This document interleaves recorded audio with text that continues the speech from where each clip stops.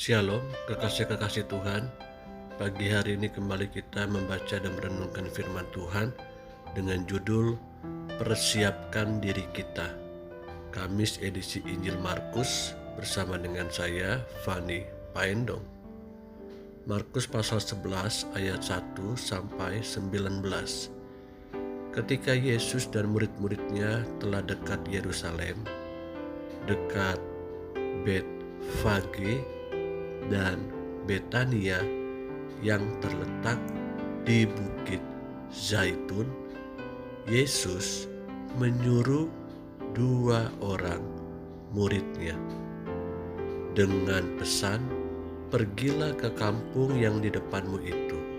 Pada waktu kamu masuk di situ, kamu akan segera menemukan seekor keledai muda tertambat yang belum pernah ditunggangi orang. Lepaskan keledai itu dan bawalah kemari. Dan jika ada orang yang mengatakan kepadamu, 'Mengapa kamu lakukan itu?' jawablah, 'Tuhan memerlukannya. Ia akan segera mengembalikannya ke sini.' Mereka pun pergi dan menemukan seekor keledai muda tertambat di depan pintu di luar, di pinggir jalan, lalu melepaskannya. Dan beberapa orang yang ada di situ berkata kepada mereka, 'Apa maksudnya kamu melepaskan keledai itu?' Lalu mereka menjawab seperti yang sudah dikatakan Yesus. Maka orang-orang itu membiarkan mereka. Lalu mereka membawa keledai itu kepada Yesus dan mengalasinya dengan pakaian mereka. Kemudian Yesus naik ke atasnya. Banyak orang yang menghamparkan pakaiannya di jalan. Ada pula yang menyebarkan ranting-ranting hijau yang mereka ambil dari ladang. Orang-orang yang berjalan di depan dan mereka yang mengikuti dari belakang berseru, 'Hosana, diberkatilah Dia yang datang dalam nama Tuhan. Diberkatilah kerajaan yang datang, kerajaan Bapa kita Daud. Hosana di tempat yang maha tinggi.' Sesampainya di Yerusalem, ia masuk ke bait Allah. Di sana ia meninjau semuanya. Tetapi sebab hari sudah hampir malam, ia keluar ke Betania bersama dengan ke-12 muridnya. Keesokan harinya, sesudah Yesus dan ke-12 muridnya meninggalkan Betania, Yesus merasa lapar, dan dari jauh ia melihat pohon ara yang sudah berdaun. Ia mendekatinya untuk melihat kalau ia mendapat apa-apa pada pohon itu. Tetapi waktu ia tiba di situ, ia tidak mendapat apa-apa selain daun-daun saja. Sebab memang bukan musim buah ara.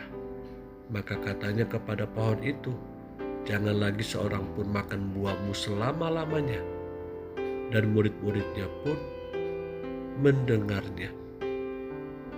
Lalu tibalah Yesus dan murid-muridnya di Yerusalem. Sesudah Yesus masuk ke bait Allah, mulailah ia mengusir orang-orang yang berjual beli di halaman bait Allah. Meja-meja penukar uang dan bangku-bangku pedagang merpati dibalikannya, dan ia tidak memperbolehkan orang membawa barang-barang melintasi halaman bait Allah. Lalu ia mengajar mereka, katanya, 'Bukankah ada tertulis, rumahku akan disebut rumah doa bagi segala bangsa?' tetapi kamu ini telah menjadikannya sarang penyamun. Imam-imam kepala dan ahli-ahli Taurat mendengar tentang peristiwa itu, dan mereka berusaha untuk membinasakan dia, sebab mereka takut kepadanya. Melihat seluruh orang banyak takjub akan pengajarannya. Menjelang malam, mereka keluar lagi dari kota. Kekasih-kekasih yang Tuhan Yesus rindukan, kehadiran Tuhan Yesus sangat dielu-elukan di Yerusalem bersama dengan murid-muridnya. Mereka memberikan alas di tengah jalan supaya Yesus bisa berjalan di atasnya. Orang banyak berbondong-bondong menyambut kehadirannya. Namun setelah itu Yesus melihat ada sebuah pohon ara yang tidak berbuah. Hal itu membuat Tuhan Yesus kecewa hingga akhirnya dikutuklah pohon ara itu. Padahal saat itu Yesus lapar dan menginginkan buah daripada pohon ara itu. Setelah itu Tuhan Yesus bertambah kecewa karena setibanya dia di bait Allah, ternyata ada banyak orang berjualan di situ dengan ramainya. Mungkin pada waktu itu para pedagang sambil berteriak-teriak menjajakan dagangannya. Menjadi remahnya buat kita adalah bagaimana dengan kehidupan kerohanian saya dan saudara. Apakah kita sudah siap menyambut kedatangannya dengan menghasilkan buah dan sungguh-sungguh hidup kudus di hadapan sesama dan di hadapan Tuhan tentunya? Apakah sungguh-sungguh buah roh itu tinggal dalam hidup kita? Apakah sungguh-sungguh kita hidup dalam kekudusan?